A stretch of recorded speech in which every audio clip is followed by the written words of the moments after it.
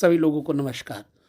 प्रिय दर्शकों, काल सर्प योग और इसकी स्थिति के बारे में जातकों को प्रायः पूर्ण रूपेण मालूम न होने के कारण ये भ्रांति मात्र रह जाता है कई बार। परंतु काल सर्प योग कितना भयावह है, कितना लाभप्रद है, इन सभी विषयों को जानना है तो वीडियो को शुरू से अंत तक पूरी तरह से देखिएगा। काल सर्प योग की श्रेणियां 12 प्रकार की होती हैं, जिसमें से नंबर वाइज आप नोट कर लीजिए।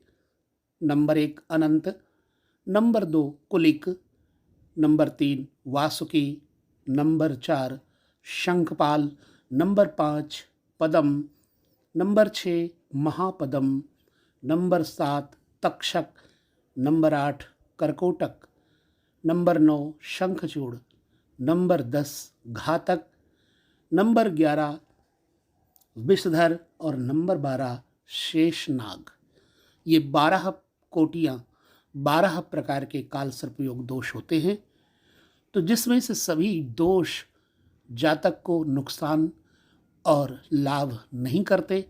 कुछ दोष अत्यधिक नुकसान करते हैं, कुछ दोष आंशिक लाभ भी देते हैं।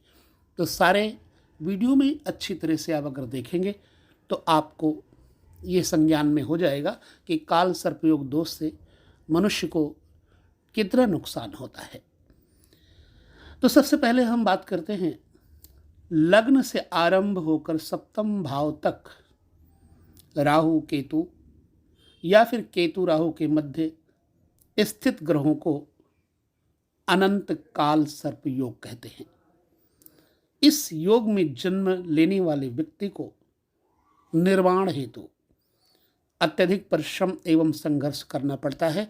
जीवन का निर्माण बड़ी कठिनता से होता है, चाहे मकान हो, चाहे गृहस्थ हो, चाहे परिवार हो। तो यह योग दाम्पत्य जीवन के लिए कष्टमय बनता है। एक के बाद एक अनेक कठिनाइयाँ परिस्थितियाँ जीवन में आती हैं और हमेशा जातक मानसिक तनाव में रहता है। परिवार जन भी प्रताड़ित करते रहते हैं और ऐसा व्यक्ति गहराई से परिवार के प्रति उत्तरदायित्व का निर्वाह करने के बाद भी सबके साथ अपयश ही हासिल करता है। खैर, सबसे पहले हम सारे काल सर्पयोग के विषय में बात करने के बाद एक वीडियो में उपाय भी बताएंगे। तो ये रहा अनंत काल सर्पयोग।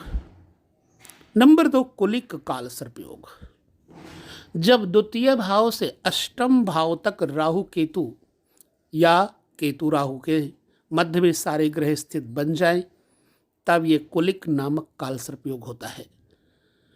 अष्टम स्थान मृत्यु का, दूसरी स्थान धन और कुटुंब का। अतः कुलिक नामक काल सर्पयोग में उत्पन्न जातक को प्रायः धन का अभाव रहता है। धन की प्राप्ति के लिए कड़ी मेहनत करनी पड़ती है, परंतु सफलता बहुत ही मुश्किल से प्राप्त होती है। हर समय मानसिक तनाव के कारण व्यक्ति का स्वभाव चिड़चिड़ापन, क्रोध, जिद, वाणी में कठोरता, तो ऐसी स्थिति बन जाती है। यह जातक धनाढ्य परिवार में पैदा होकर निर्धनता में जीवन व्यतीत करने पर मजबूर हो जाता है। गुप्त रोग होने की संभावना बन जाती है कुलिक काल सर्पयोग से। तो ये रहा दूसरे प्रकार का। तीसरे प्रकार का काल सर्पयोग होता है वासुकी। जब तीसरे भाव से नवम भाव तक बनने वाले काल सर्पयोग में यह योग बनता है, अर्थात तीसरे में राहु नवे में केतु या फिर तीसरे में केतु नवे में राहु हो जाए तो ये वासुकी काल सर्पयोग बन जाता है। इस योग को वासुकी कहते हैं। साथ ही इस योग में उत्पन्न व्यक्ति को अपने परिजनों की शत्रुता पूर्ण व्यवहार से बहुत दुखी होना पड़ता है। अपने से भिन्न सगे संबंधी जातक की धनहानि में लगे रहते हैं, यश की बजाय अपयश देते रहते हैं और धन कमाने में अनेक प्रकार की मुसीबतें, कठिनाइयाँ आती हैं। जातक का जीवन संघर्षपूर्ण हो जाता है। घूमने फिरने के कार्य से धन की प्राप्ति होती है। ये वासुकी काल सर्प योग तीसरी श्रेणी में है। चौथी श्रेणी में शंखपाल काल सर्प योग है। शंखपाल काल सर्प योग जब चतुर्थ भाव से लेकर दसम भाव तक राहु केतु आ जाएं या केतु राहु आ जाएं, इसके बीच में सारे ग्रह आ जाएं तो इसको शंखपाल कहते हैं। इस योग के कारण व्यक्ति की माता, बहनों, नौकरों, भूमि को लेकर परेशानियां आती रहती हैं। पढ़ाई में यानी विद्याध्ययन में विघ्न बाधाएं, व्यापार आदि में हानि होती है। मित्र, परिवार, सगे संबंधी, माता इत्यादि परेशान रहते हैं और करते हैं। ऐसे व्यक्ति को परिवार के आदमी ही विश्वासघात करते हैं। आमदनी में अनिश्चितता बनी रहती है, कभी होती है कभी नहीं होती है। सारांश ये है कि जातक का जीवन संघर्षपूर्ण ही होता है शंखपाल काल सर्प योग ने। नंबर 5 काल सर्प योग पदम। पदम काल सर्प योग 5वें में राहु आ जाए और 11वें में केतु आ जाए, या 5वें में केतु आ जाए, 11वें में राहु आ जाए। पंचम राहु विशेष तौर से लाभ स्थान मध्य स्थित ग्रहों के कारण बनने वाली काल सर्प योग को पद्म काल सर्प योग कहते हैं। और प्रत्येक कार्य में असफलता, आमदनी में निराशा, विद्या प्राप्ति एवं पुत्र संतान में भी निराशा एवं विघ्न आते हैं। दाम्पत्य जीवन का सुख कम मिलता है, बहुत कम लाभ प्राप्त होता है। प्रत्येक कार्य में रुकावट आने के कारण जातक दुखी रहता है। पद्म काल सर्प योग एक ऐसा योग है। नंबर 6 महापदम काल सर्प योग। यदि छठे भाव एवं द्वादश भाव के मध्य सारे ग्रह आ जाएं तो महापदम नामक काल सर्प योग बनता है। इस योग में उत्पन्न व्यक्ति असाध्य रोगग्रस्त रहते हैं, क्योंकि छठा घर रोगों का है, 12वां घर व्यय का है। तो रोग से पीड़ित रहते हैं, असाध्य रोग से, जिसके कारण इनका जीवन निराशापूर्ण होता है। प्रत्येक कार्य में बाधाएं आती हैं। जातक का चरित्र भी संदेहजनक हो जाता है, बार बार कार्य बदलता रहता है। हर कदम कदम पर दुश्मन परेशान करते रहते हैं। आँखों और दांतों का रोग होता है। इस प्रकार से महापदम काल सर्प योग होता है। और 7वां काल सर्प योग, जिसको तक्षक काल सर्प योग कहते हैं, यह योग सप्तम भाव और लग्न को लेकर के होता है। सप्तम भाव से लग्न के बीच में 7 ग्रहों के स्थित पर तक्षक काल सर्प योग का निर्माण बनता है। इस योग के प्रभाव से जातक का वैवाहिक जीवन संघर्षपूर्ण रहता है। यहाँ तक तलाक होने की संभावना बन जाती है, और कभी कभी तो अगर शुभ ग्रह की दृष्टि न पड़े तो तलाक हो ही जाता है। 21वें वर्ष में विवाह किया जाए तो विवाह असफल रहता है।